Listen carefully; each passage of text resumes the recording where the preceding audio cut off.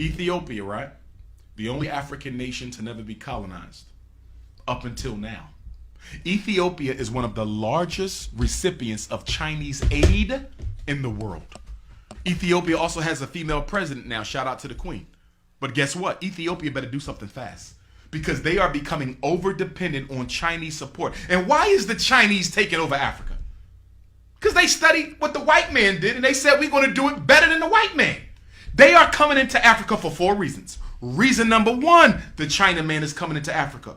China is overpopulated. I was just there a year ago in January of 18. There's too many of them. They got over 2 billion people in one country. America is only, 500 million?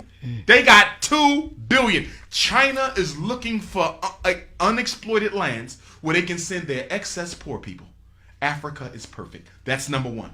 We got to reduce the population of China, so we're going to send all of our unwanteds to Africa. Same thing Britain did when they founded the 13 colonies. Second reason China taking over Africa, look at all the poor Africans. Can you imagine a better place to go and open up your factories and businesses where you can pay people even less than what you pay them in China? There's no minimum wage in many African countries for foreign businesses. You can exploit African labor better than you can exploit Taiwanese and Vietnamese labor. So the second reason they're in Africa, because guess what? I keep more of the profit. Third reason they in Africa is to take over the resources, just like the white man. That's why they're giving out all these loans. These are not grants. Let me be clear. The money that China is giving Africa are not grants. They are loans. You might say, why is China giving Kenya more money than they know Kenya can pay back? You follow me? Why are they giving a poor country like Ethiopia more money? Because they don't want you to pay it back. Right. Because when you look at the contract, guess what it says?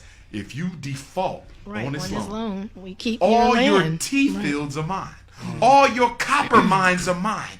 All your oil reserves are mine. And guess what? You already have an African nation that has defaulted on the loan. I think it was Kenya.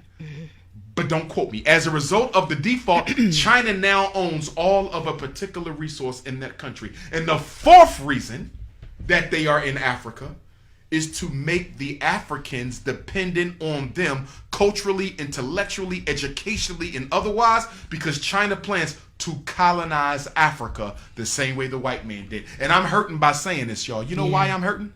Because Patrice Lumumba died for Africa to be free. Thomas Sankara died for Africa to be free. Steve Biko died for Africa to be free. Chris Hani died for Africa to be free. Amilcar Cabral died for Africa to be free. And after all the blood that has been spilled, Dedan Kimathi died for Africa to be free. And after all the blood has been spilled, you mean to tell me 60 years after we kicked the white man out, you're going to roll out the red carpet to the Chinese? It's like slavery all over again. It's slavery all over. Oh, but it's different now because guess what the Chinese are doing? They're adding a little twist.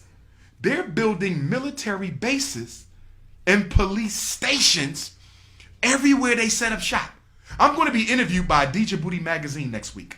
They contacted me last night. They want to interview me because Djibouti is the first African country that has a Chinese police station. Can I ask you a question?